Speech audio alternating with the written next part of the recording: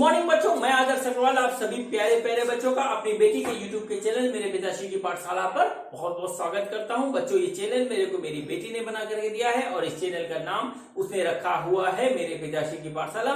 और इस पाठशाला में इस समय मैं आपको पढ़ा रहा हूँ फिजिक्स। और आज से मैं एक नया टॉपिक स्टार्ट कर रहा हूँ, नया चैप्टर स्टार्ट कर रहा हूँ, जो कि है rotational motion. Rotational motion mechanics का एक बहुत ही इंपॉर्टेंट चैप्टर है और इसमें अब तक जो हमने पढ़ रखा है वेक्टर से लेकर के जो है सेंटर ऑफ मास तक, जिसका सारा का सारा कंसेप्ट इस अकेले चैप्टर में यूज होता है। ये एक बहुत बड़ा चैप्टर है। तो चलिए बच्चों, ज्यादा बातें ना करते हुए मैं चैप्टर स्टार्ट करता हूँ। तो आज मेरे YouTube चैनल मेरे पिताश्री की पाठशाला पे मेरे पापा का रोटेशनल मोशन का पहला वीडियो है। तो मैं पीछे जाती हूँ, मेरे पापा आपको पढ़ाएंगे। तो चलिए बच्चों, टॉपिक स्टार्ट करते हैं। और आज से हमारा एक नया चैप्टर स्टार्ट होने जा रहा है। वो चैप्टर है रोटेशनल मोशन का। बच्चों, रोटेशनल मोशन का चैप्टर को बहुत कठिन समझा जाता है, लेकिन ऐसा बिल्कुल नहीं है। ऐसा बिल्कुल नहीं है। जैसे हमारे और चैप्टर है फिजिक्स के, वैसा ही हमारा रोटेशनल मोशन का चैप्टर है। बस इसकी एक शर्त है। शर्त ये है कि अब तक हमने जो मैकेनिक्स में पढ़ा है वेक्टर से लेकर के सेंटर ऑफ मास तक, वो हमें सारा का सारा आना चाहिए, क्योंकि वो सारा का सारा कंसेप्ट इस वाले चैप्टर में लगता है रोटेशन के फॉर्म में कन्वर्ट हो करके। चाहे वो वेक्टर हो, चाहे वो फ्रिक्शन हो, चाहे हमारा Newton's law of second motion हो, चाहे हमारा वर्क एनर्जी थ्योरम हो, चाहे पावर हो या कोई और चीज हो, वो सारा का सारा यदि हमको आता है तो रोटेशन हमारे लिए कोई बहुत कठिन चैप्टर नहीं है। बच्चों, इसमें क्या होता है कि चीजें हमारी जो है एक एक्सिस के अबाउट रोटेट करने लगती हैं और वो सारे कंसेप्ट हमको उस एक्सिस के अबाउट हमको लगाने पड़ते हैं। ठीक है बच्चों, तो देखिए होता क्या है, अभी तक जो हमने पढ़ा है मैकेनिक्स में वो ये पढ़ा है कि हमारे पास एक बॉडी है, वो जो है ट्रांसलेशन मोशन में आगे की ओर जा रही है। ये हमारा ट्रांसलेशन मोशन है और ये इस तरीके से आगे होता है। ठीक है, ये आगे जा रहा है। फिर इसमें तमाम चीजें थी, वेलोसिटी थी, एक्सेलरेशन था, फोर्स था, ठीक है, फ्रिक्शन था तो फ्रिक्शन भी लग रहा था, पावर वर्क, पावर एनर्जी, सब कुछ इसमें लग रहा था। ठीक है, अब क्या हुआ कि यहाँ पे कहानी रोटेशन में क्या होती है कि हमारी सपोज करिए कि एक बॉडी है, वो यहाँ एक सेंटर है, उससे थोड़ी दूर पे रखी हुई है इस तरीके से, और वो जो है ऐसे रोटेट करने लगती है, जाती कहीं नहीं है। ठीक है, वो जाती कहीं नहीं है, इसके ऊपर रोटेट करने लगती है और यहाँ पे इसकी टर्मिनोलॉजी बदल जाती है, सारी टर्मिनोलॉजी आ जाती है रोटेशन की। जैसे ये यहां से यहां तक आया तो इसका डिस्प्लेसमेंट हुआ, ठीक है, और ये सपोज कीजिए थोड़ी देर बाद यहां आ जाता है तो इसका भी डिस्प्लेसमेंट हुआ और वो डिस्प्लेसमेंट हुआ angular displacement. Angular displacement theta के टर्म्स में आता है। उसके साथ साथ हमारा लीनियर डिस्प्लेसमेंट भी चलता है। ठीक है, इसी को हमको पढ़ना होता है। मतलब सारे हमारे लीनियर के टर्म्स जो हैं वो एंगुलर में बदल जाते हैं, लीनियर के साथ साथ वो हमको समझना पड़ेगा, तभी हम इसको कर पाएंगे। ठीक है बच्चों, तो चलिए सबसे पहले मैं स्टार्ट करता हूं। जो इसका पहला जो बात होती है, जहां से शुरुआत होता है, वो होता है रिजिड बॉडी डायनामिक्स। ठीक है, रिजिड बॉडी डायनामिक्स। ठीक, बात करते हैं रिजिड बॉडी की। ठीक, रिजिड बॉडी सबसे पहले देखते हैं कि रिजिड बॉडी हमारी क्या होती है। रिजिड बॉडी के बारे में हम जाने, जैसे मोस्टली इसके नाम से पता लग रहा है, एक बॉडी जो कि रिजिड हो। ठीक है, एक बॉडी जो कि रिजिड हो, ठोस हो, बिल्कुल उसका डिजाइन शेप कुछ ना बदले, उस बॉडी को हम रिजिड कहेंगे। ये हमारा सिंपल सी बात हमको समझ में आती है। लेकिन अगर हम इसको दूसरे टर्म्स में समझे कि तो सपोज करिए कि ये एक हमारी इस तरीके से एक बॉडी है, ठीक है, और ये रिजिड बॉडी है, तो इसका डेफिनेशन हम कुछ इस तरीके से देंगे कि सपोज करिए कि हमने दो पॉइंट ले लिए, ठीक है, एक पॉइंट ले लिया ए और एक पॉइंट ले लिया बी, ठीक है, और इसके बीच में हमने एक लाइन इस तरीके से खींच ली और इसकी डिस्टेंस हमने नाप ली। अब इसको हम मोशन में आगे की ओर भेजते हैं। अब हम इसको मोशन में आगे की ओर भेजते हैं और सपोज करिए कि हमारा जो मोशन हो रहा है वो ट्रांसलेशन मोशन हो रहा है, स्ट्रेट लाइन मोशन हो रहा है। अभी हम ऐसा मान के चलते हैं और थोड़ी देर बाद ये बॉडी हमारी पहुंच जाती है यहाँ पर। ठीक है, अब हम जब इसको यहाँ पे देखते हैं इस तरीके से, फिर से देखते हैं, तो भी हमारा जो है बीच में जो है इसके बीच का डिस्टेंस नहीं बदलता है, तो ये समझ लीजिए रिजिड बॉडी है, हमारी रिजिड बॉडी की तरह ये काम कर रही है। ठीक है, अगर मान लीजिए हमारे पास लिक्विड होगा तो दोनों पॉइंट के बीच का जो है डिस्टेंस अपने आप बदल जाएगा, गैस होगा तो बिल्कुल खड़े खड़े बदल जाएगा, किसी मोशन की जरूरत नहीं है यहाँ पे। ठीक है, अब देखिए क्या हुआ कि हमने इसको यहां से यहां तक आगे की ओर भेज दिया। अब इसमें दूसरा रूल लगता है। दूसरा रूल क्या लगता है, देखिए ये जो है यहां से यहां तक का एक एक पॉइंट जो है वो यहां से यहां तक के एक एक पॉइंट के हमारे पैरेलल है। ठीक है, पैरेलल है, और हमने क्या किया, इसको आगे की ओर यहां से यहां तक भेजा है। ठीक है, इसको हमने यहां से यहां तक के लिए इस तरीके से भेजा है हमने इसको। तो देखिए ये भी पैरेलल है और ये भी पैरेलल है। यदि हम इसको आगे और इस तरीके से भेज दें, ठीक है, आगे हमने इसको और तरीके से भेज दिया, और ये बात यहां पर ये भी रही कि ए और बी इस तरीके से इसके बीच का डिस्टेंस नहीं बदलता। पहले जो लाइन इसको मिल रही थी वो इसके पैरेलल है, वो इसके पैरेलल है, और जिस पाथ पे ये जा रहा है वो भी हमारा पैरेलल है। ठीक है, तो ऐसे मोशन को हम क्या कहते हैं, ऐसे मोशन को हम कहते हैं रेक्टिलिनियर मोशन। रेक्टिलिनियर मोशन, ऐसे मोशन को हम कहते हैं। ठीक है, रेक्टिलिनियर मोशन है। अब कोई जरूरी नहीं है कि कोई बॉडी हमारी, ये बात बिल्कुल जरूरी नहीं है कि कोई बॉडी हमारी ऐसे ही चले, हो सकता है किसी और शेप में भी वो चल रही है, किसी और डायरेक्शन में भी वो जा रही है। ठीक है, अब देखिए क्या होता है, अब क्या होता है कि सपोज करिए कि हमारे पास एक बॉडी है इस तरीके से।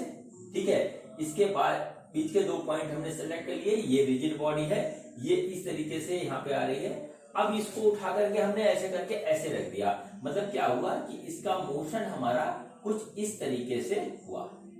ठीक है, इस तरीके से मोशन हुआ। सपोज करिए ये बॉडी हमारी यहाँ पर ऐसे आ गई।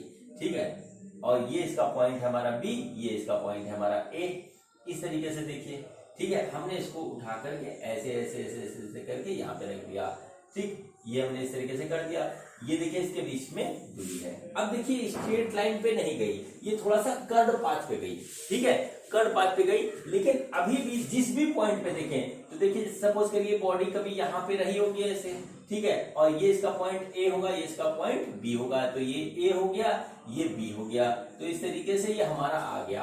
तो देखिए यहाँ पर भी ए और बी को मिलाने वाली लाइन, यहाँ पे ए और बी वाली लाइन मिलाने वाली लाइन के पैरेलल है, और यहाँ पर भी पैरेलल है। मतलब क्या हुआ कि ए और बी को मिलाने वाली लाइन पैरेलल है, लेकिन ये स्ट्रेट लाइन पे हमारा नहीं गया। तो ऐसे मोशन को हम कहते हैं कर्वीलिनियर मोशन। कर्वीलिनियर मोशन, ये हमारी हो गई बात। ठीक है, कर्वीलिनियर मोशन अब हमारा ये हो गया।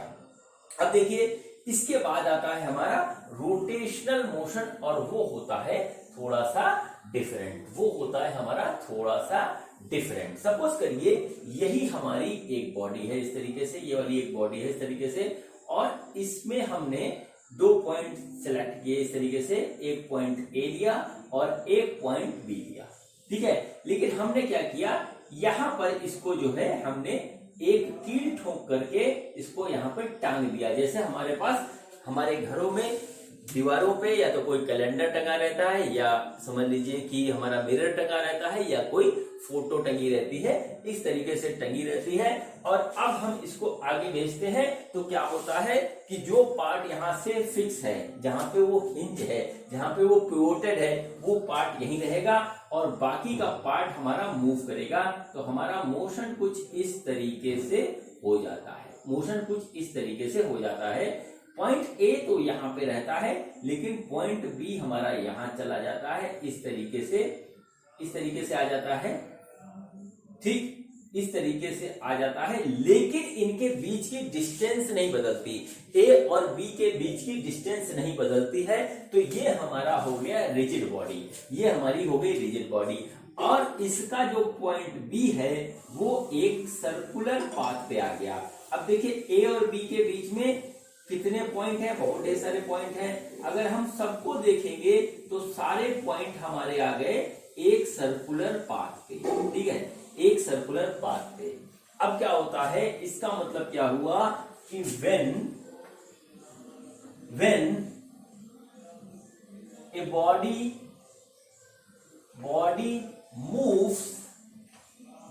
moves such such that all particles of body doing the motion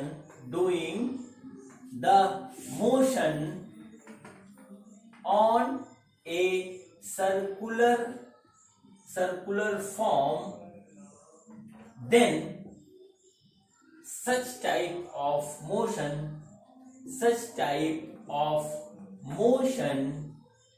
is known as rotational motion. ठीक है, रोटेशनल मोशन। ठीक, क्या हुआ यहां पर कि हमने इसको पिवोट कर दिया, उसके बाद मूव कराया, तो क्या हुआ कि इसके सारे पार्टिकल हमारे सर्कुलर मोशन पे आ गए। जब ये पूरा का पूरा सर्कुलर मोशन पे आ जाता है तो ऐसे मोशन को हम कहते हैं रोटेशनल मोशन। यदि ये हमारा जो है एक रिजिड बॉडी है, तब ये हमारा आ जाता है सर्कुलर मोशन पे। इसको हम बोलते हैं रोटेशनल मोशन। इसको हम बोलते हैं रोटेशनल मोशन। ठीक, इसको रोटेशनल मोशन हम बोलते हैं। ये हमारा रोटेशनल मोशन हो गया। अब इसमें लगता है हमारा सर्कुलर मोशन का कंसेप्ट का काफी यूज होता है, उसके साथ रोटेशनल मोशन का कंसेप्ट भी हमारा आता है। अब बच्चों, मैं आपको एक बात बताने जा रहा हूं कि हमने इस बॉडी को हिंज कर दिया, पिवोट कर दिया, तब इसको मूव कराया, तो हमारा जो है सर्कुलर मोशन, रोटेशनल मोशन पे बॉडी आ गई। ठीक है, लेकिन ऐसा कोई जरूरी नहीं है कि किसी बॉडी को रोटेशनल मोशन में आने के लिए जो है हिंज कराना पड़ेगा, पिवोट कराना पड़ेगा। अगर कोई बॉडी फ्री है और उसको हम सेंटर ऑफ मास, उस बॉडी के सेंटर ऑफ मास से थोड़ी दूर पर अगर एक फोर्स मारेंगे तो वो अपने सेंटर ऑफ मास के अराउंड रोटेशनल मोशन पे आ जाती है। जैसे कि ये हमारे पास पेन है, मार्कर है मेरा, इस मार्कर को मैं टेबल पे रख करके अगर यहाँ पे इस तरीके से मारूं तो ये अपने आप जो है सर्कुलर मोशन के फॉर्म में घूमने लगेगा, और ये बॉडी रिजिड है तो वो रोटेशनल मोशन में अपने आप आ जाएगा। ऐसे बच्चों के बहुत से खिलौने आते हैं जिसको हम फेंकते हैं, जैसे कहता है डिस्क, हम लोग बचपन में खेलते थे, ऐसे फेंकते थे, वो रोटेट करते हुए जाता था, फिर वापस आ जाता था।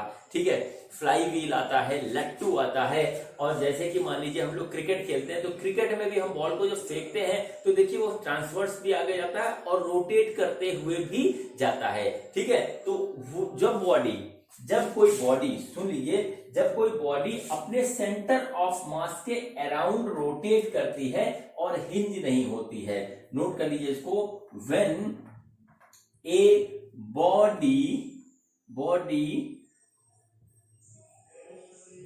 Is not pivoted from any point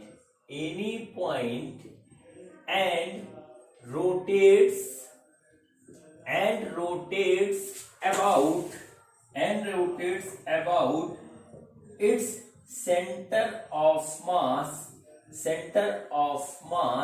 such motion is known as spin। ठीक है, ऐसे मोशन को हम स्पिन मोशन कहते हैं, और ये मोशन भी हमारा रोटेशनल मोशन का एक पार्ट होता है। ये मोशन भी हमारा रोटेशनल मोशन का एक पार्ट होता है। ठीक है बच्चों, तो मैंने आपको दो तरीके के मोशन यहाँ पे बताए कि एक में क्या है, हमारा बॉडी ट्रांसलेशन मोशन में आ रही है, और दूसरी हमारी बॉडी आ रही है रोटेशनल मोशन में, पिवोटेड है। ठीक है, अब यहाँ पर बच्चों क्या ऐसा हो सकता है, क्या बच्चों यहाँ पे ऐसा हो सकता है कि कोई बॉडी हमारी रोटेशनल मोशन के साथ साथ ट्रांसलेशन मोशन भी करे? मेरा क्वेश्चन है सीधा सीधा। अब समस्या यह है कि आप लोग बैठे हुए हो अपने घरों में और मैं हूं ऑनलाइन में क्वेश्चन का तुरंत जवाब नहीं मिल पाता, तो बच्चों मैं ही जवाब देता हूं, वो है कि ऐसा होता है कि कोई बॉडी रोटेशनल मोशन के साथ साथ हमारा जो है ट्रांसलेशन मोशन भी करे, मतलब बॉडी ऐसे से भी घूमे और आगे भी बढ़े। ठीक है, ऐसे से भी घूमे और आगे भी बढ़े। तो ऐसा कैसे होता है? ऐसे बहुत से एग्जांपल हमारी डेली लाइफ में होती हैं। देखिए, सपोज करिए हम सब कार चलाते हैं, कार नहीं चलाते तो मोटरसाइकिल चलाते हैं, मोटरसाइकिल नहीं चलाते तो साइकिल तो चलाते ही चलाते हैं। ठीक है, तो देखिए ये हमारा हो गया किसी मूविंग व्हीकल का, ये हो गया व्हील। ठीक है, अब सपोज करिए इसका सेंटर है, ये आगे जा रहा है, मैं इसको बहुत ज्यादा आगे नहीं ले जाता हूं। सपोज करिए ये हमने एक इसका रेडियस ले लिया ए और बी, यहाँ पे पॉइंट हमने इस तरीके से ले लिए, ए और बी ले लिए, और ये थोड़ी देर बाद घूम करके यहाँ पे आ गया, ठीक है। और इसका जो ए बी वाला पॉइंट था वो कुछ इस तरीके से हमारा बन गया, ठीक है। तो देखिए क्या हुआ, ये चीज जो है यहां से यहां भी आई और घूम भी गई, ठीक है। ये चीज यहां से यहां भी आई और घूम भी गई, यानी कि क्या है, ये कॉम्बिनेशन है हमारा, ये हमारा कॉम्बिनेशन है। कॉम्बिनेशन है किस चीज का कॉम्बिनेशन है, रोटेशनल मोशन का, रोटेशनल मोशन का, और प्लस जो है ट्रांसलेशनल मोशन का, ठीक है। ट्रांसलेशनल मोशन का कॉम्बिनेशन है, ठीक है। अब इसको अगर हम इसको तोड़ के बनाना चाहें तो वो भी देखिए हम बना सकते हैं। देखिए ये इस तरीके से हो गया।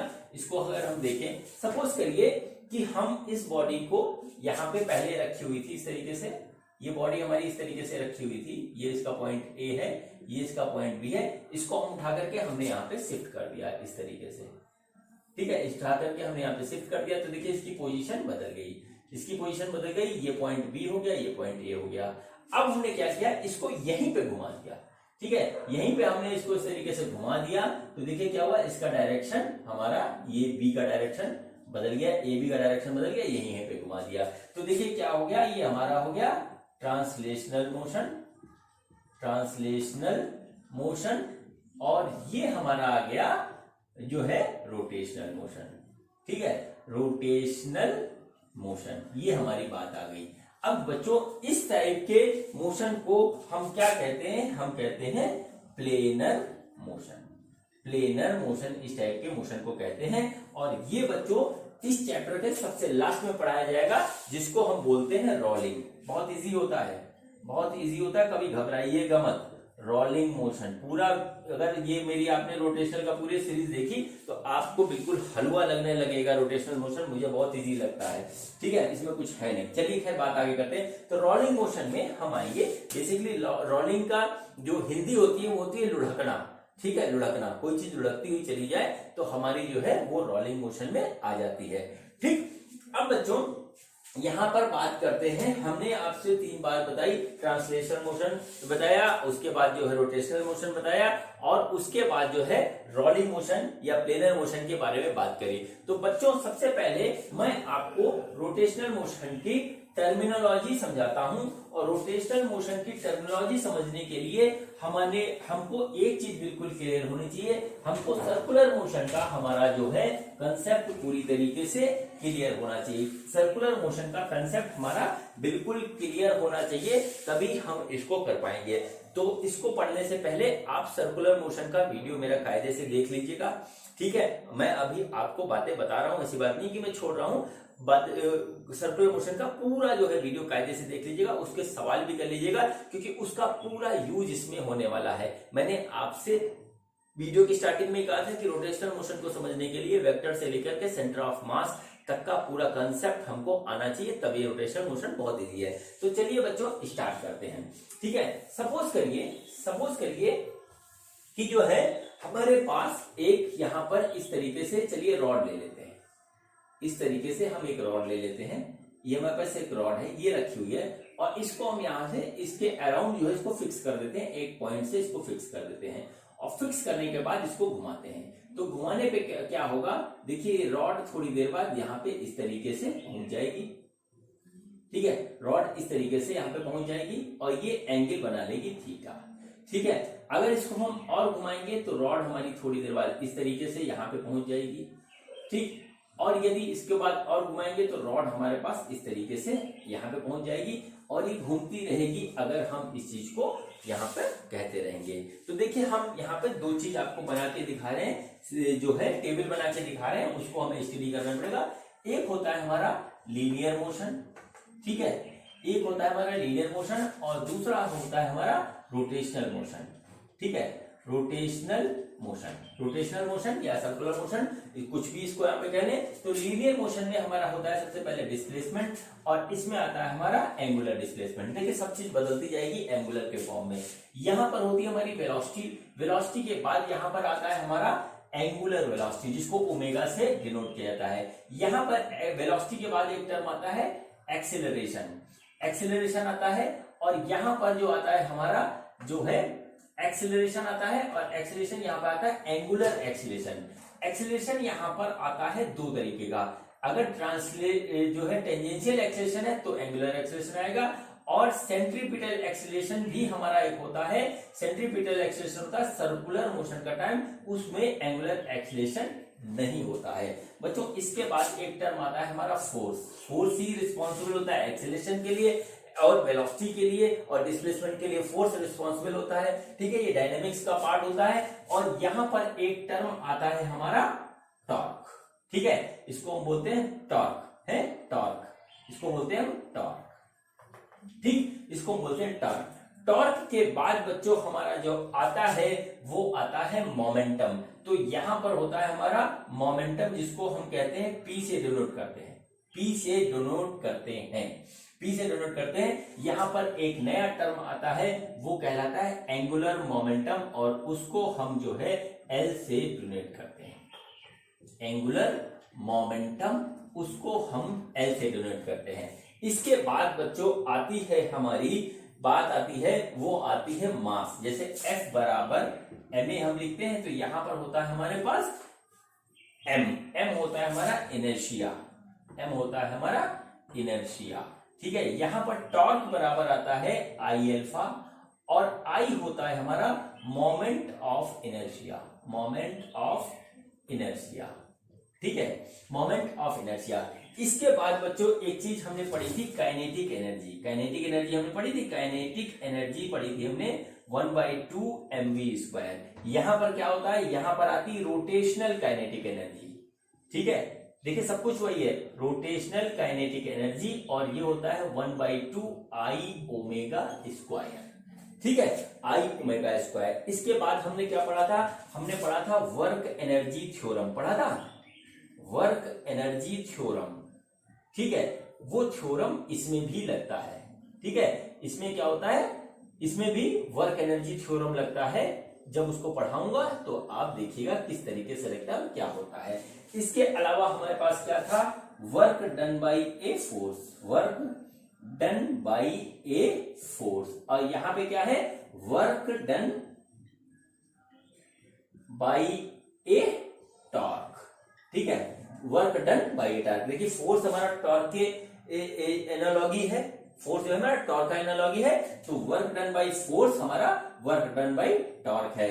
देखिए पावर है, पावर इसमें भी था, पावर इसमें भी है। ठीक है, ऐसे जितने भी हमारे जो है टर्मिनोलॉजी है, जितने भी हमारी टर्मिनोलॉजी है, वो सारी की सारी जो अभी तक हमने पढ़ी है मैकेनिक्स में, वो सब रोटेशन के फॉर्म में आ जाती है। ठीक है, यही है रोटेशनल मोशन। अब चलिए बात हम आपसे करते हैं सबसे पहले ये स्टार्टिंग के कुछ टर्म की, स्टार्टिंग के कुछ टर्म की हम बात करते हैं, क्योंकि इनको नीचे वालों को समझने के लिए हमारे पास ये इसका बिल्कुल कंसेप्ट बिल्कुल क्लियर होना चाहिए, और वो हमको आना चाहिए, तभी हम आगे की बातें समझ पाएंगे। मैं आपको एक एक बात बताऊंगा, और ये पूरी सीरीज जो है वीडियो की बहुत लंबी बनने वाली है, और फुल डिटेल में आपको बात बताऊंगा। उसको अगर आप अप्लाई करोगे तो आपको रोटेशनल मोशन में कोई प्रॉब्लम नहीं होगी। तो चलिए अब हम बात करते हैं आपसे सबसे पहले थीटा, डिस्प्लेसमेंट, वेलोसिटी, ओमेगा।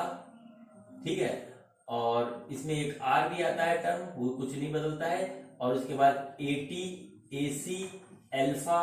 ठीक है, इन सब के बारे में बात करेंगे, और ज्यादा ये कठिन नहीं होता है, ये सारी की सारी चीजें आप पढ़ चुके हो सर्कुलर मोशन में, वही सारी बातें हैं, और उसी को मैं आपको याद दिला रहा हूं। ठीक, अगर वो चीजें याद रहती हैं तो हमारे लिए सर्कुलर मोशन थोड़ा सा इजी हो जाता है। तो बच्चों देखिए हमारे पास क्या हुआ कि हमारे पास एक इस तरीके से हमारे पास एक रॉड है, रॉड ले लेते हैं बढ़िया सा। ठीक है, पतला सा एक रॉड है, और ये यहां से फिक्स है, और ये गया यहां पे इस तरीके से घूम। ठीक है, घूमने पे क्या हुआ कि इसके ये वाले पॉइंट ने हमारा जो है क्या किया, एक डिस्टेंस यहां से एस ट्रेवल करी, और ये वाला पॉइंट जो फिक्स था, लेकिन फिर भी इसकी लोकेशन बदल गई, और ये थीटा एंगल पे घूम गया, यानी कि इसका डिस्प्लेसमेंट हुआ एंगुलर डिस्प्लेसमेंट, और इसका हुआ लीनियर डिस्प्लेसमेंट। इस चीज को हम बोलते हैं लीनियर डिस्प्लेसमेंट, और ये हमारा होता है एंगुलर डिस्प्लेसमेंट। ठीक है, अब इस बात को समझाते हैं, बहुत कायदे से समझाता हूं मैं। तो यहां पर हमारा क्या होता है, ठीक है, यहां पर होता है एक फार्मूला हमारा लगता है एंगल बराबर आर्क अपॉन रेडियस। ये हमारा एक फार्मूला यहां पे लगता है। तो एंगल है हमारा थीटा, आर्क है हमारा एस, और ये हो गया आर। तो एस बराबर होता है हमारा आर थीटा, ठीक है, आर थीटा, जहां थीटा को हम रखते हैं रेडियन में, थीटा को हम रखते हैं रेडियन में, ठीक है, थीटा को हम रखते हैं रेडियन में। अब देखिए यहां पर क्या होता है, देखिए यहां पर बहुत ढेर सारे इस तरीके से पॉइंट हैं, ठीक है, यहां पर एक पॉइंट है, ये जब ऐसे घुमा तो ये सारे पॉइंट इस पोजीशन में पहुंच गए, ठीक है। तो यहां पर देखिए एक चीज होती है कि हर एक पॉइंट का, ठीक है, अब देखिए एक चीज लिख देते हैं यहां पे, एस हो गया हमारा लीनियर डिस्प्लेसमेंट, ठीक, और थीटा हो गया हमारा एंगुलर डिस्प्लेसमेंट, ठीक है। अब इसको यहीं पे थोड़ा सा समझना पड़ता है। देखिए एंगुलर डिस्प्लेसमेंट हर एक पॉइंट का बराबर है, ये बात नोट करिए, ये बात जो है क्वेश्चंस में बहुत प्रॉब्लम क्रिएट करती है। एंगुलर डिस्प्लेसमेंट हर एक पॉइंट का बराबर है, जैसे कि जो पॉइंट यहां पे इस पोजीशन में था वो यहां पे आ गया, तो एंगुलर डिस्प्लेसमेंट हमारा सबका बराबर है, ठीक है। अब देखिए लीनियर डिस्प्लेसमेंट की बात करें तो इस वाले पॉइंट का मैक्सिमम है, और जो पॉइंट यहां पे है उसका लीनियर डिस्प्लेसमेंट यहां से यहां तक हुआ, जो पॉइंट यहां पे है यहां से यहां तक हुआ, जो पॉइंट यहां पे है यहां से यहां, जो पॉइंट बिल्कुल यहां पे है उसका लीनियर डिस्प्लेसमेंट हुआ ही नहीं। इस बात को हमें समझना पड़ेगा, ठीक है, इस बात को हमें समझना पड़ेगा। अब देखिए क्या होता है यहां पर कि ये डिपेंड करता है किसके ऊपर, आर के ऊपर, ठीक है। आर देखिए इसके लिए सबसे ज्यादा है तो इसका डिस्प्लेसमेंट ज्यादा हो गया, इसके लिए आर कम है तो इसका डिस्प्लेसमेंट लीनियर कम हुआ, और इसका आर और कम है, इतना आर है तो इसका लीनियर डिस्प्लेसमेंट और कम हुआ, ठीक है। इस बात को ध्यान रखिएगा, क्वेश्चंस में प्रॉब्लम क्रिएट करता है, वो पूछ देता है, जैसे 4 ऑप्शन दे दिए कि लीनियर डिस्प्लेसमेंट, एक रॉड बना दी या कुछ और बना दिया, जैसे एक बना दिया रॉड और इसके ऊपर लिख दिया एक पॉइंट ए लगा दिया और दूसरा पॉइंट यहाँ पे बी बना दिया, एक पॉइंट ए और एक पॉइंट बी इस तरीके से बना दिया, और उसमें ऑप्शन आपको दे दिए कि when this rod is rotate about the angle theta then linear displacement of the point A and B, यानी ऐसे दे दिया लीनियर डिस्प्लेसमेंट वी नहीं, लीनियर डिस्प्लेसमेंट हमारा S A is equal to S B, ऐसे फर्स्ट ऑप्शन दे दिया, दूसरा दिया S A is greater than S B, तीसरा ऑप्शन दे दिया S B is greater than S A, ठीक है, ठीक है, या दे दिया नन ऑफ दीज, ऐसे लिख दिया इसमें। फिर आपको यदि बात नहीं पता है तो आप कर दोगे गलती, या इज तरीके से दे दिया कि which of the following is right, और उसमें साथ में लिख दिया angular displacement of A is equal to angular displacement of B, इस टाइप से लिख दिया। तो बच्चों ये बात आपको पता होगी तभी आप कर पाओगे, क्योंकि इसी टाइप के क्वेश्चंस में होती है मिस्टेक। देखने में बात लगती है छोटी, लेकिन जब गलती हो जाती है तो वही बात हो जाती है बड़ी, इसलिए जो है इस बात को ध्यान में रखिएगा, ठीक है। अब चलिए बात करते हैं आगे की, ठीक है, यही बात आएगा हमारी वेलोसिटी में भी, ठीक है। अब देखिए हमारे पास एक जो है रिलेशनशिप हमको पहला मिला, वो मिला S equal to r theta, हमको क्या मिला, S equal to r theta, ये मिला हमको। अब समझ लीजिए थोड़ा सा हम इसको डिफरेंशिएट कर देते हैं, तो हो जाएगा हमारा ds by d t equal to r d theta by d t, ठीक है। चलिए इसको इधर लिखते हैं। तो देखिए ds बाई डी टी हमारा क्या होता है, वो हमारा होता है लीनियर वेलोसिटी, ठीक है, लीनियर वेलोसिटी होता है ds बाई डी टी। अब देखिए थीटा हमारा क्या है, थीटा है हमारा एंगुलर डिस्प्लेसमेंट, ठीक है, एंगुलर डिस्प्लेसमेंट है हमारा, इसलिए D theta by d T जो होगा वो हमारा हो जाएगा एंगुलर वेलोसिटी, ठीक है, एंगुलर वेलोसिटी। देखिए एस क्या है, एस है हमारा लीनियर डिस्प्लेसमेंट, ठीक है, लीनियर डिस्प्लेसमेंट है, लीनियर डिस्प्लेसमेंट टाइम के साथ बदल रहा है तो हमारी आ जाती है लीनियर वेलोसिटी। थीटा क्या है, एंगुलर डिस्प्लेसमेंट है, तो एंगुलर डिस्प्लेसमेंट हमारा टाइम के साथ बदल रहा है तो हमारा हो जाता है एंगुलर वेलोसिटी। तो ठीक है, देखिए इसको हम लिखते हैं v और ये आता है हमारा r इंटू ओमेगा, ठीक है। आर इंटू ओमेगा, और यहां से हमको एक इंपॉर्टेंट जो है रिलेशनशिप मिलता है, वो मिलता है हमारा v equal to r omega. v equal to r omega ये हमको मिलता है। बच्चों चलिए अब इसके बारे में बात करते हैं, ठीक है। सर्कुलर मोशन के चैप्टर में मैंने आपको बताया था v equal to r omega, और उसके साथ एक शर्त लगाई थी कि v equal to r omega हमेशा जो है सही नहीं होता। बेसिकली इसका जो एग्जैक्ट फार्मूला है, जो कंसेप्ट है, वो है v perpendicular equal to r omega, ठीक है। ये मैंने पूरा सर्कुलर मोशन में डिटेल में बता रखा है, आप उसको देख लीजिएगा, यूट्यूब पे डालिएगा सर्कुलर मोशन आदर्श अग्रवाल, आपको ये वीडियो मिल जाएगा, उसमें देख लीजिएगा। यहाँ अभी हम उसमें नहीं जा रहे हैं। लेकिन उसके बाद एक बात और बताई थी कि सर्कुलर मोशन के केस में हम v equal to r omega लिख सकते हैं, क्योंकि v equal to r omega सिर्फ सर्कुलर मोशन में लगता है ऐसा नहीं है, किसी भी मोशन में कहीं पर भी लगा सकते हैं। कंसेप्ट के साथ वो होता है v perpendicular equal to r omega. चूंकि सर्कुलर मोशन में और रोटेशनल मोशन में हमारा जो v परपेंडिकुलर हमेशा ही रहता है r के, इसलिए जो है यहां पर v equal to r omega हम लिख सकते हैं। ये बात मैंने सर्कुलर मोशन के वीडियो में बहुत डिटेल में बता रखी है। चलिए अब करते हैं इस पे बात। चलिए अब इस पे हम करते हैं बात। अब देखिए क्या हुआ, ये हो गया हमारा v equal to r omega, ठीक है। अब चलिए कुछ इसको इस तरीके से बना लेते हैं। सपोज करिए ये हमारे पास एक डिस्क है, ठीक है। ये हमारी रोटेट कर रही है, ठीक है, रोटेट कर रही है। तो देखिए डिस्क का बिल्कुल फ्रंट से हमने बनाया ताकि आपको बात समझ में आए। तो देखिए वेलोसिटी का जो डायरेक्शन ये रहता है, आर का डायरेक्शन हमारे पास ये रहता है। अब आता है ओमेगा का डायरेक्शन हमारा क्या रहेगा, ठीक है। ओमेगा का डायरेक्शन हमारा क्या रहेगा, ये हमारी एक बहुत इंपॉर्टेंट बात है, इसको ध्यान रखना पड़ेगा और इस पे क्वेश्चन आते हैं। तो बच्चों देखिए एक बात याद रखिए कि ओमेगा जो होता है वो होता है हमारा एंगुलर वेलोसिटी, यहाँ पे लिखा है, इसको हम ओमेगा कहते हैं, ये होता है ओमेगा। और उसके साथ है ये एक वेक्टर क्वांटिटी होती है, ये एक वेक्टर क्वांटिटी होती है ओमेगा, ठीक है। ये कैसा वेक्टर होता है, ये होता है एक्सियल वेक्टर।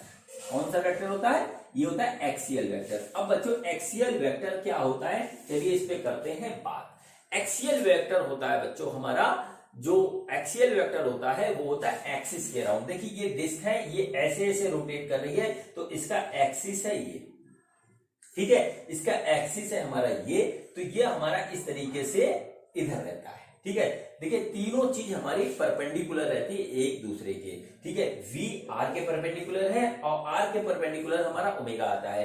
तो इसका डायरेक्शन निकालने के लिए हम क्या करते हैं, हम इसको ऐसे पकड़ते हैं, v के साइड में उंगलियां रखेंगे और r के साइड में कर्ल करेंगे, तो जो जिधर हमारा थंब जाएगा उस डायरेक्शन में जो है हमारा जो है वो होगा ओमेगा का डायरेक्शन, एक्सिस के अराउंड होगा, इसलिए इसको एक्सियल वेक्टर कहते हैं। सपोज करिए कि अगर हमारा ये जो है इस तरीके से उल्टे डायरेक्शन में रोटेट कर रहा होता, उल्टे डायरेक्शन में रोटेट कर रहा होता, तो देखिए क्या होता, हम फिर वही काम करते हैं। हम क्या करते हैं, v के डायरेक्शन में रखते हैं हम उंगलियां और r के डायरेक्शन में इसको कर्ल करते हैं ऐसे, तो हमारा थंब इनसाइड जाता, तब इसका डायरेक्शन होता है इनसाइड द बोर्ड, यानी अपोजिट डायरेक्शन हो जाता है एक्सियल वेक्टर का उधर। तो या तो ओमेगा का डायरेक्शन इधर होगा या उधर होगा, वो आपको देखना पड़ेगा। इस चीज को हमेशा रखिएगा ध्यान, ठीक है, इस चीज का रखिएगा हमेशा ध्यान, ठीक है। अब देखिए इसको एक चीज से और रिप्रेजेंट करते हैं, इसको एक चीज से और रिप्रेजेंट करते हैं, वो होता है, अगर हम इसको वेक्टर फॉर्म में लिखें तो v equal to r cross omega, इस तरीके से ये आता है, और ये हमारा होता है रिलेशनशिप, और ये बहुत ही इंपॉर्टेंट रिलेशनशिप है, ये कई जगह भी क्वेश्चंस में यूज होगा हमारा। तो हमको अभी तक कितने रिलेशनशिप मिल गए, एक रिलेशनशिप मिला हमको s बराबर आर थीटा, ठीक है, s बराबर आर थीटा, और दूसरा रिलेशनशिप मिला v equal to r omega, और ये सिर्फ सर्कुलर मोशन और रोटेशनल मोशन में ही हमारा वैलिड होता है, ठीक है, v equal to r omega. अब इसमें मैं फिर वही बात अभी आपको बताने जा रहा हूं जो मैंने अभी थोड़ी देर पहले s और थीटा के बारे में बताई थी, ठीक है, s और थीटा के बारे में बताई थी। सपोज करिए ये हमारा जो है t टाइम में यहां से यहां तक आ गया, ठीक है। टी टाइम में हमारा यहां से यहां तक आ गया, तो हमने यहाँ पे लिखा कि delta s by delta t equal to r delta theta by delta t. तो इस हिसाब से हमारा क्या हो जाएगा, ये हो गया बी, ये हो गया आर, ये हो गया ओमेगा। ठीक है। अब देखिए यहां पर भी हमको वही बात ध्यान रखनी पड़ेगी जो एस और थीटा के केस में हमने रखी थी। देखिए फिर से मैं आपको बता रहा हूं, फिर से दूसरा थोड़ा सा बड़ा सा फिगर बना करके मैं बताता हूं आपको। देखिए रॉड थी, ये घूम करके यहां पे इस तरीके से आ गई, ये इसका पॉइंट ए है, ठीक है, ये वाला पॉइंट ए है, ये इसके मिडिल में एक पॉइंट है बी, ठीक, और एक पॉइंट यहां पे हमारा सी है। ये थोड़ी देर घूम के यहां पे आ गया, सपोज करिए थीटा एंगल से घूम गया, ठीक। अब देखिए हर एक का जो है एंगल सेम है, ठीक है, एंगल सेम है, सेम एंगल से घूमेगा। तो देखिए omega of A equal to omega of B equal to omega of C, ठीक है। टी टाइम में ये थीटा रोटेट किया तो हमारा जो एंगुलर वेलोसिटी है वो तीनों ही पार्टिकल की बिल्कुल सेम होगी, ठीक है। अब बात करते हैं, अब हम बात करते हैं किसकी बात करते हैं, लीनियर वेलोसिटी की। तो लीनियर वेलोसिटी देखिए वी ए होगा हमारा आर ए ओमेगा ए, और हमारा वी बी होगा हमारा आर बी ओमेगा बी, ठीक है, r B into omega B, ठीक है, और वीसी होगा हमारा r C into omega C. ये हमारा होगा, ये तीनों रिलेशनशिप आएगा। अब देखिए आर ए हमारा यहां से यहां तक है, ठीक है, ये हो गया हमारा आर ए, ये हमारा क्या है आर बी, ठीक है, और देखिए ये हमारा क्या है आर सी, ये हमारा आर बी है, ये आर सी है। अब देखिए यहां पर देखिए क्या दिख रहा है, r A is greater than r B is greater than r C, ठीक है। आर ए जो है सबसे बड़ा है, ये इतना हो गया। इसका मतलब क्या हुआ कि अगर हम इसका देखिए omega A omega B omega C तीनों इक्वल है, आर ए बड़ा है, आर बी उससे छोटा है, आर सी उससे छोटा है, यानी इसका प्रोडक्ट जब हम निकालेंगे तो ये हमारा सबसे ज्यादा बड़ा आएगा, ये हमारा मिडिल में आएगा और ये इससे आएगा, यानी कि इसके बीच में जो रिलेशनशिप आएगा वो आएगा V A is greater than V B is greater than V C, ठीक है। देखिए यहां पर भी क्या हुआ, यहां पर भी क्वेश्चन आता है, किस तरीके से क्वेश्चन आता है कि अगर जैसे यही क्वेश्चन हमको दे दिया, यही क्वेश्चन हमको यहां पर दे दिया, ठीक है, यही क्वेश्चन इस तरीके से हमको दे दिया कि एक हमारे पास रॉड है, उसके 3 पॉइंट है ए बी सी, 3 पॉइंट है, और ये जो है टी टाइम में थीटा एंगल से घूम गए, तो which of the following are the correct answer, which of the following are the correct answer, ठीक है। अब इसमें हमको ऑप्शन दे दिया, तो इस तरीके से लिखेगा omega A equal to omega B equal to omega C, और फिर ये ऑप्शन ए हो गया। ऑप्शन बी हमारा लिख देगा V A equal to V B equal to V C, इस तरीके से लिख दिया। ऑप्शन सी हमको दे देगा omega A is greater than omega B is greater than omega C, और ऑप्शन डी हमको दे देगा V A is greater than V B is greater than V C. अब इसमें से कौन कौन सा हमारा सही है, तो कभी भी बच्चों ये गलती मत करिएगा कि omega A omega B omega C अगर हमारा बराबर है तो V A V B V C हमारा बराबर होगा। ये अधिकतर बच्चे यही करते हैं कि दोनों को मार दिया या एक को मारा तो हो गया गड़बड़। हमारा जो ऑप्शन होगा कि ओमेगा तो हमारा हर हाल में बराबर होगा, क्योंकि वो सेम एंगल से रोटेट कर रहा है, और ओमेगा क्या होता है D theta by d T, तो वो हमारा इस तरीके से निकल आया। लेकिन ये हमारा डिपेंड करता है वी इक्वल टू होता है हमारा, वी इक्वल टू होता है आर ओमेगा, और आर पे डिपेंड करता है, और किसी भी रोटेट करने वाली बॉडी में या सर्कुलर मोशन वाली बॉडी में आर हर एक पॉइंट का अलग होता है, इसलिए लीनियर वेलोसिटी हमारी हर एक पॉइंट की अलग होती है, जबकि एंगुलर वेलोसिटी सेम होती है। तो इसका ऑप्शन ये और ये सही होगा। इसी में बच्चे करते हैं गलती। अब मैं आपको फील कराता हूं प्रैक्टिकल एक्सपीरियंस। सपोज करिए कि हम लोगों ने बचपन में खेल बहुत किया ना, कुछ जो है लंगड़ हम लोग बोलते थे, पतंग मैंने बहुत उड़ाई, उसमें एक लंगड़ होता था, मारते थे खींच करके ऊपर, ठीक है।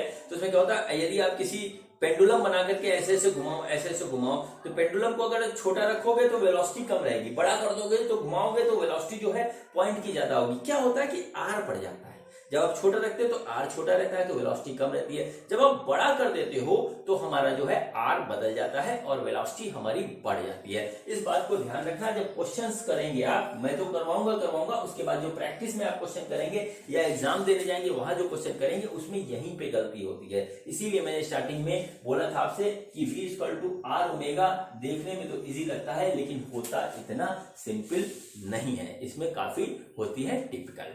तो ये बात बच्चों हो गई हमारी थीटा की, एस की, वी की, ओमेगा की, ठीक है। आर इसके साथ था, इसकी भी हो गई। अब हम बात करते हैं एटी, एसी और अल्फा की।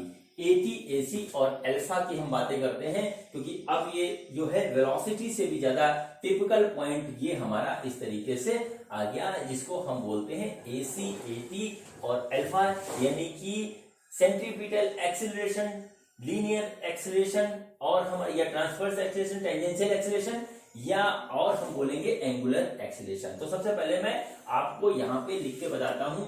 एटी होता है हमारा टेंजेंशियल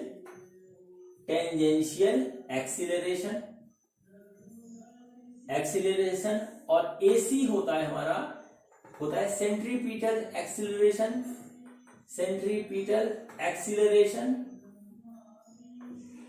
ठीक है। और अल्फा होता है हमारा एंगुलर एक्सीलरेशन। ये हमारा टर्म आ गया रोटेशनल मोशन का, एंगुलर एक्सीलरेशन, ये हमारा टर्म आ गया रोटेशनल मोशन का एंगुलर एक्सीलरेशन आ गया। अब बच्चों चलिए आइए करते हैं बात, और मैं आपके सामने अब लाऊंगा एक प्रैक्टिकल एग्जांपल जिससे बात आपको समझ में आ जाएगी, ठीक है। बच्चों हमने लीनियर एक्सीलरेशन में जो पढ़ा था, फिर वही बात, आप लोग दूर बैठे हो, मैं यहां हूं, वरना मैं क्वेश्चन पूछता भी आपसे। चलिए, एक्सीलरेशन किसको कहते हैं? मेरा क्वेश्चन ये है कि एक्सीलरेशन किसको कहते हैं, ठीक है। तो उसका जवाब ये होता है बच्चों, उसका जवाब जो होता है वो होता है acceleration a equal to change in velocity, speed नहीं, ठीक है, change in velocity divided by time. एक दिए गए टाइम में जो चेंज होता है वेलोसिटी में वो हमारा कहलाता है एक्सीलरेशन। अब यहां पे एक टेक्निकल पॉइंट आता है, चेंज इन वेलोसिटी हम किसको कहते हैं? यहां पर एक टेक्निकल पॉइंट आता है, चेंज इन वेलोसिटी हम किसको कहते हैं, और इस बात को लोग भूल जाते हैं। बताया तो जाता है, हर एक टीचर बताता है, लेकिन स्टूडेंट भूल जाते हैं, ठीक है। चेंज इन वेलोसिटी किसको कहते हैं? तो सबसे पहले बात करते हैं हम कि वेलोसिटी क्या होती है। तो वेलोसिटी बच्चों हमारी होती है एक वेक्टर क्वांटिटी, ठीक है। वेलोसिटी होती है हमारी एक वेक्टर क्वांटिटी। वेक्टर में क्या होता है, एक तो हमारा होता है मैग्नीट्यूड, ठीक है, मैग्नीट्यूड, और दूसरा होता है डायरेक्शन, ठीक है, ठीक है।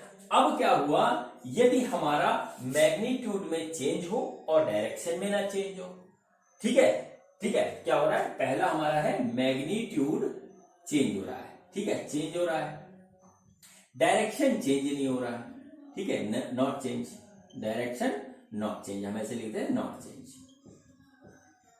ठीक है।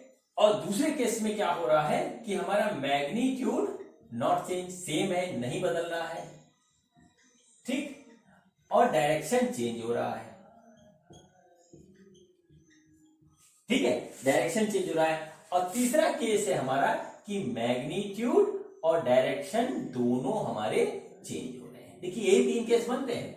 मैंने जो है आपको जो है स्पीड वेलोसिटी वाला जो चैप्टर था स्ट्रेट लाइन का, उसमें ये बात बता रखी है, ठीक। अब क्या हुआ, देखिए पहला केस कंसीडर करते हैं कि मैग्नीट्यूड वेलोसिटी का हमारा चेंज हुआ, डायरेक्शन नहीं चेंज हुआ। ऐसा कब होता है, जब हम स्ट्रेट लाइन पे जाते हैं तो देखिए एक ही डायरेक्शन में जा रहे हैं और हमारा स्पीड बढ़ती जा रही है, कम हो रही है, तो हमारा मैग्नीट्यूड चेंज हो रहा है, डायरेक्शन नहीं चेंज हो रहा है, ये ठीक है। तो इस केस में दोनों में से कोई एक चीज चेंज हो तो भी हम कहेंगे कि हमारी वेलोसिटी चेंज हो रही है, ठीक है, वेलोसिटी चेंज हो रही है। अब क्या हुआ, दूसरा केस आता है कि हमारा मैग्नीट्यूड नहीं बदलता है और डायरेक्शन चेंज होता है, ठीक है, डायरेक्शन चेंज होता है, ठीक है। तो उस केस में भी हमारा जो है वेलोसिटी चेंज माना जाता है, होता ही है, ठीक है। उस केस में भी हम वेलोसिटी चेंज मानते हैं। ऐसा कब होता है? यूनिफॉर्म सर्कुलर मोशन में होता है। यूनिफॉर्म सर्कुलर मोशन में होता है। देखिए ये एक यूनिफॉर्म स्पीड से घूम रहा है, जैसे पंखा हमारा होता है ना, पंखा हमारा एक बार चला दिया हमने तो स्टार्टिंग में स्पीड बढ़ाएगा, फिर उसके बाद वो घूमते ही रहता है उसी स्पीड से। तो क्या हुआ, देखिए वो गोल गोल घूम रहा है, रोटेशनल मोशन में है, तो क्या हुआ कि उसमें जो है हमारा डायरेक्शन हमेशा चेंज हो रहा है और वेलोसिटी का मैग्नीट्यूड नहीं चेंज हो रहा है। तो ये हमारा सर्कुलर मोशन का केस होता है और इसको हम जो है प्रोजेक्टाइल मोशन में भी कंसीडर कर सकते हैं। अब दूसरा क्या हुआ, लेकिन वो हमारा सर्कुलर मोशन का केस नहीं होगा, प्रोजेक्टाइल मोशन का केस होगा, लेकिन उसमें भी हमारी वेलोसिटी चेंज हो रही है, तो ये भी हमारी वेलोसिटी चेंज होगा। अब जब मैग्नीट्यूड और डायरेक्शन दोनों ही चेंज हो रहा है तो ये इसमें तो वेलोसिटी हमारी चेंज हो ही रही है, ठीक है, वेलोसिटी इसमें चेंज हमारी हो रही है। और ये हमारा होता है नॉन यूनिफॉर्म सर्कुलर मोशन या रोटेशनल मोशन, कोई कर ले, नॉन यूनिफॉर्म सर्कुलर मोशन या रोटेशनल मोशन, हम इसको समझ सकते हैं। अब देखिए यहां पर इस बात को ध्यान रखिए, मैंने आपको इतनी लंबी कहानी आपको समझाई सिर्फ चेंज इन वेलोसिटी समझाने के लिए, क्योंकि यहीं पे आके बच्चे फंसते हैं। चेंज इन वेलोसिटी का मतलब जब ये सेकंड वाला केस होता है जिसमें मैग्नीट्यूड नहीं बदलता, डायरेक्शन बदल जाता है, जिसको हमें यहाँ पे पढ़ना है रोटेशन में, ठीक है, इसी में कहते हैं कि मैग्नीट्यूड तो नहीं, जैसे सपोज करिए 5 मीटर पर सेकंड की स्पीड से चल रहा था, वो सेम रहा, तो बच्चे कहते हैं कहां चेंज हुआ? बच्चों डायरेक्शन यदि चेंज हो रहा है तो भी चेंज इन वेलोसिटी है, क्योंकि डायरेक्शन चेंज करने के लिए भी हमको फोर्स की जरूरत पड़ेगी, और जहां फोर्स की जरूरत पड़ेगी वहां पर एक्सीलरेशन अपने आप होगा, ठीक है। जैसे कि आप जा रहे हो, आपको अचानक घुमा दिया जाए, अपने आप घूम जाओ, ये नहीं होगा, घुमाने के लिए फोर्स की जरूरत पड़ेगी, ठीक है, और जहां फोर्स की जरूरत पड़ेगी वहां एक्सेलरेशन होगा, और वही हमारा एक्सेलरेशन आता। तो चेंज इन वेलोसिटी यहाँ पे हुआ तो यहाँ पर एक्सेलरेशन है। अब आइए करते हैं बात, जो मैं बात करना चाह रहा था एक्सेलरेशन के बारे में, वो अब आएंगी। अगर आपको मेरी बात समझ में आ गई तो आपको acceleration, centripetal acceleration, tangential acceleration और एंगुलर एक्सेलरेशन बहुत आराम से समझ में आ जाएगा, ठीक। अब देखिए हम लेते हैं चेंज इन वेलोसिटी, एक्सेलरेशन और चेंज इन वेलोसिटी की मैंने आपसे बात करी। चेंज इन वेलोसिटी हमारा जो है तब हो रहा है जब उसका वेलोसिटी डायरेक्शन चेंज हो रहा है या मैग्नीट्यूड चेंज हो रहा है या दोनों चेंज हो रहे हैं, ठीक है। अब देखिए सबसे अच्छा एग्जाम्पल मैं लेता हूं, वो है अपने घर में चलने वाला, हम सभी के घर में चलने वाले पंखे का, ठीक है। हमने क्या किया, इस पूरी कहानी को आप देखिएगा, हमने क्या किया, पंखा चला दिया, पंखा चलाया, लाइट आ रही थी, वोल्टेज फर्स्ट क्लास था, पंखा स्टार्ट हुआ चलना। देखिए अब उसकी स्पीड बढ़ रही है, लगातार बढ़ रही है, फिर वो क्या करेगा, एक कांस्टेंट स्पीड पे आ जाएगा, ठीक है। अब क्या हुआ कि हम जा रहे हैं स्कूल, तो हमने पंखा बंद किया तो अब हमारा क्या हुआ कि पंखा धीरे धीरे करके स्लो हो जाएगा। इस पूरी बात को आप ध्यान रखिएगा, ठीक है। तो सबसे पहले मैं आपसे बात कर रहा हूं एसी की, एसी यानी कि सेंट्रीपिटल एक्सीलरेशन, ठीक है। सेंट्रीपिटल एक्सीलरेशन को हम कहते हैं एसी से रिप्रेजेंट करते हैं, ठीक है। ये एसी कब होता है, ये एसी हर एक रोटेशनल मोशन और सर्कुलर मोशन में होता है। इसके बिना हमारा ना तो सर्कुलर मोशन होगा ना रोटेशनल मोशन होगा, ये प्रेजेंट रहता है। अब देखिए करता क्या है, ये करता है डायरेक्शन चेंज करता है। जैसे कि हमारे पास कोई चीज है, वो एक सर्कुलर ट्रैक पे थी, इस तरीके से घूम रही थी, ठीक है। तो देखिए इसका हर टाइम डायरेक्शन चेंज हो रहा है, ठीक है। ये हल्का सा भी आगे बढ़ेगा तो भी डायरेक्शन चेंज होगा। पहले इसका डायरेक्शन ये था, अब फिर आगे बढ़ रहा है तो देखिए ये हो गया, ठीक है, इस तरीके से डायरेक्शन हो गया। तो इसका हर एक मोमेंट पे डायरेक्शन चेंज होता है, और डायरेक्शन चेंज करने के लिए जो रिस्पॉन्सिबल होता है वो होता है सेंट्रीपिटल एक्सीलरेशन, और यहीं से आता है सेंट्रीपिटल फोर्स। यह सेंट्रीपिटल एक्सीलरेशन जो कि होता है along the radius towards the center। ये बात मैं आपको बहुत अच्छी तरीके से सर्कुलर मोशन बता चुका हूं। तो देखिए यहां पर क्या होता है कि ये एक्सीलरेशन हमारा जो रिस्पॉन्सिबल होता है उसका डायरेक्शन चेंज करने के लिए, यानी किसी भी पार्टिकल को सर्कुलर मोशन में लाने के लिए और उसको रोकने के लिए भी, दोनों नहीं, रोकने के लिए नहीं, सॉरी गलती हो गई, सर्कुलर मोशन में लाने के लिए या रोटेशनल मोशन पे लाने के लिए हमारे पास ये रिस्पॉन्सिबल होता है, चाहे वो हमारा यूनिफॉर्म स्पीड से घूमे या नॉन यूनिफॉर्म स्पीड से घूमे, उसमें सेंट्रीपिटल एक्सेलरेशन होता ही होता है। इस बात को आप नोट कर लीजिए। और यहाँ ये हमारा सेंट्रीपिटल एक्सेलरेशन रिस्पॉन्सिबल होता है चेंज इन डायरेक्शन के लिए, चेंज इन डायरेक्शन के लिए ये हमारा रिस्पॉन्सिबल होता है, ये मैग्नीट्यूड के लिए रिस्पॉन्सिबल नहीं होता है। ठीक है, अब देखिए क्या हुआ कि सेंट्रीपिटल एक्सेलरेशन हमारा चेंज इन डायरेक्शन के लिए रिस्पॉन्सिबल होता है। अगर किसी रोटेशनल या सर्कुलर मोशन में सिर्फ सेंट्रीपिटल एक्सेलरेशन प्रेजेंट है तो उसका जो है वेलोसिटी का मैग्नीट्यूड कांस्टेंट होगा। ठीक है, वेलोसिटी का मैग्नीट्यूड हमारा कांस्टेंट होगा। ठीक, ये हमारी बात हो गई सेंट्रीपिटल एक्सेलरेशन की। अब बात करते हैं बच्चों अगले टर्म की, जिसका नाम है एटी, टेंजेंशियल एक्सेलरेशन। ठीक है, अब हम बात करते हैं टेंजेंशियल एक्सेलरेशन की बात है। ठीक है, अब टेंजेंशियल एक्सेलरेशन में क्या होता है, टेंजेंशियल एक्सेलरेशन में क्या होता है, देखिए क्या हुआ, यहां पर हमारी एक बॉडी है जो कि सर्कुलर मोशन में है इस तरीके से, और पंखे का एग्जांपल लीजिएगा आप, बहुत बढ़िया उससे समझ में आएगा आपको। ये हो गया ओ। ठीक है, अब क्या हुआ, जैसे कि हमने पंखा घर में चलाया, ठीक है, स्टार्टिंग में वो रुका था, वो एक स्पीड में आया। ठीक है, स्पीड में आया और उसकी स्पीड बढ़ती जा रही, बढ़ती जा रही, बढ़ती जा रही, बढ़ती जा रही है और मैक्सिमम स्पीड तक वो चला जाता है। ठीक है, तो इसके लिए जो स्पीड बढ़ाने के लिए जो रिस्पॉन्सिबल होता है वो चीज होता है हमारा tangential acceleration. Acceleration, tangential acceleration.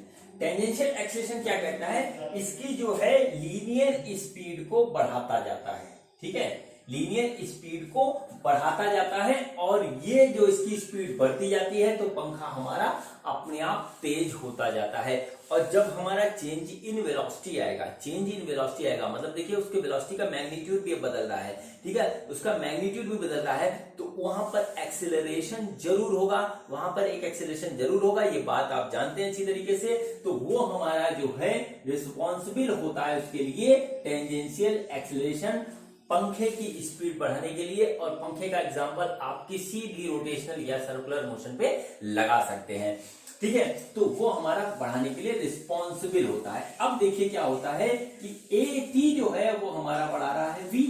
ठीक है, वो हमारा क्या बढ़ा रहा है, वी बढ़ा रहा है। अब देखिए क्या हो रहा है, जब हमारा वी बढ़ रहा है तो ओमेगा अपने आप बढ़ेगा। v equal to r omega होता है, v equal to r omega होता है, r यहाँ पे फिक्स है, v बढ़ा तो ओमेगा ही तो बढ़ेगा अपने आप, तो ओमेगा हमारा बढ़ने लगा। ठीक है, अब ओमेगा हमारा क्या है, ओमेगा है हमारा एंगुलर वेलोसिटी, एंगुलर वेलोसिटी हमारी ओमेगा। अब फिर वही बात आती है कि जब हमारा ये v बढ़ रहा है उसके लिए रिस्पॉन्सिबल हमारा टेंजेंशियल एक्सेलरेशन है, यानी वेलोसिटी बढ़ने के लिए जो रिस्पॉन्सिबल और टेंजेंशियल एक्सेलरेशन है, तो हमारा ओमेगा एंगुलर वेलोसिटी है। ये वेलोसिटी बढ़ने के कारण हमारी एंगुलर वेलोसिटी भी बढ़ रही है, तो एंगुलर वेलोसिटी बढ़ रही है तो यहाँ पर भी एक एक्सेलरेशन होगा। और जो एक्सेलरेशन जिसके कारण हमारी एंगुलर वेलोसिटी बढ़ रही है उसको बच्चों हम कहते हैं अल्फा, और उसको कहते हैं हम एंगुलर एक्सीलरेशन, उसको कहते हैं हम एंगुलर एक्सीलरेशन।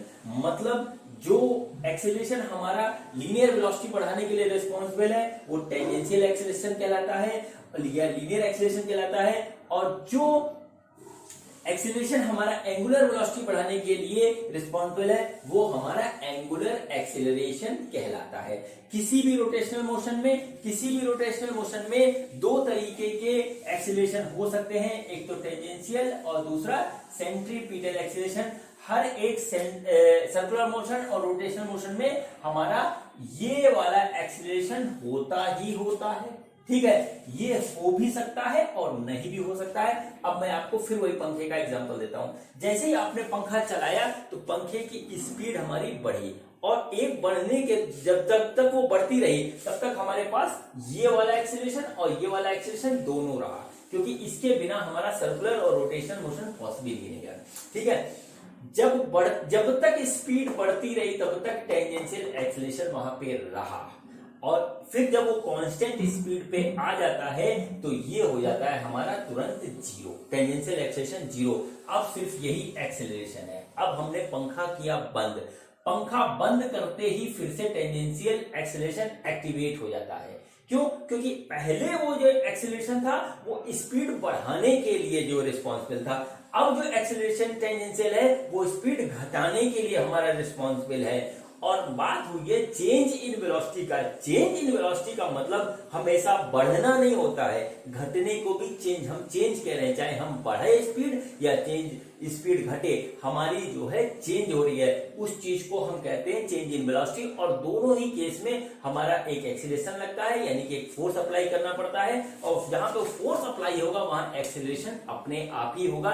ये बात मैं Newton second law of motion में बता चुके हैं, आप लोग को पता भी है, इसमें कुछ कहने वाली बात नहीं है। ठीक है, तो ये यहाँ पे हो गया। कुल मिलाकर के पूरी जो कहानी यहाँ पे आई कि हमारा सर्कुलर मोशन जब भी होगा तो वहां पर हमारे पास दो तरीके के एक्सीलरेशन प्रेजेंट हो सकते हैं। एक तो हो सकते हैं जिसमें से सेंट्रीपिटल एक्सीलरेशन हमारा होगा ही होगा, इसके बिना circular motion rotational motion possible नहीं है। और जब यदि उसकी स्पीड में चेंज आ रहा है, यानी स्पीड या तो बढ़ रही है या तो घट रही है, तो वहां पर टेंजेंशियल एक्सीलरेशन हमारा होगा। ठीक है, और यदि नहीं बढ़ रही तो टेंजेंशियल एक्सीलरेशन हमारा नहीं होगा। ठीक है, अब यदि टेंजेंशियल एक्सीलरेशन है तो उसके कारण एंगुलर एक्सीलरेशन अपने आप प्रेजेंट होगा, यानी टेंजेंशियल एक्सीलरेशन हमारा एंगुलर एक्सीलरेशन के लिए रिस्पॉन्सिबल है। ये बच्चों यहाँ पे आके पूरी बात इसकी हो गई खत्म। अब होगा इसका यूज, तो चलिए मैं आपको कुछ चीजें जो है लिख करके बता देता हूं। देखिए लिख करके बता देता हूं और आगे होगा उसका यूज बड़े प्रॉपर वे में। तो देखिए हमारे पास सबसे पहले लीनियर का टर्म है एस और एंगुलर का टर्म है थीटा। ठीक है, लीनियर का टर्म है हमारे पास वेलोसिटी, एंगुलर का टर्म है हमारे पास ओमेगा। ठीक है, लीनियर का टर्म है हमारा टेंजेंशियल एक्सीलरेशन, एंगुलर का टर्म है हमारा अल्फा, और इसी पे आज हमने बात करी है, और मेरे ख्याल से आपको बात बहुत अच्छी तरीके से समझ में आ गई होगी। आज जो है इसके बीच में मैं आपको रिलेशनशिप भी बता देता हूं कि S बराबर होता है हमारा आर थीटा, V बराबर होता है हमारा आर ओमेगा, और जो है AT बराबर होता है हमारा आर अल्फा। ठीक है, AT बराबर होता है हमारा आर अल्फा। किस तरीके से होता है? ये हमारा होता है, ठीक है, पहले हमने निकाला एंगल बराबर आर अपॉन रेडियस, ये हमको पता है, हालांकि इसको और भी तरीके से प्रूव किया जा सकता है। ठीक है, वो मैं आपको सर्कुलर मोशन में बता चुका हूं, मैं यहाँ पे ले आ रहा हूं। तो एंगल हो गया हमारा थीटा, आर हो गया हमारा एस, और रेडियस हो गया आर। यहां से हमको मिला एस बराबर आर थीटा। इसको हम दोनों तरफ डिफरेंशिएट कर देते हैं, तो d s by d t equal to r d theta by d t हो जाएगा। तो यहां से हमको मिल गया v equal to r omega. इसको हम एक बार और डिफरेंशिएट कर दें तो हमारा जाएगा dv बाई डी टी बराबर R D omega by d T. तो ये हमारा यहां से निकल के आएगा, ये हमारा हो गया टेंजेंशियल एक्सीलरेशन बराबर आर इंटू अल्फा। ये हमारे पास तीन रिलेशनशिप इस तरीके से हमको मिल जाते हैं, और ये पूरे रोटेशनल मोशन में हमारे आएंगे काम, ये हमारे पूरे रोटेशनल मोशन में आएंगे हमारे काम। तो बच्चों ये मैंने आपको आज जो है इंट्रोडक्शन करवाया है सिर्फ रोटेशनल मोशन का, सिर्फ इंट्रोडक्शन करवाया है और कुछ पुरानी चीजें आपको याद दिलाई है। मैं आपसे कह रहा हूं आप बिल्कुल मत घबराइए रोटेशनल मोशन से। अगर आपने मेरा पूरा सीरीज रोटेशनल मोशन का देख लिया तो आप बहुत बड़े बड़े क्वेश्चन बहुत आसानी से कर लोगे। आज मैं आपको एक भी क्वेश्चन न्यूमेरिकल नहीं करवा रहा हूं क्योंकि वीडियो ऑलरेडी बहुत लंबा हो गया है। इसके बाद अगला जो वीडियो आएगा उसमें मैं इन सारे रिलेशनशिप पे और एक इक्वेशन ऑफ मोशन होता है उस पे मैं आपको करवाऊंगा न्यूमेरिकल।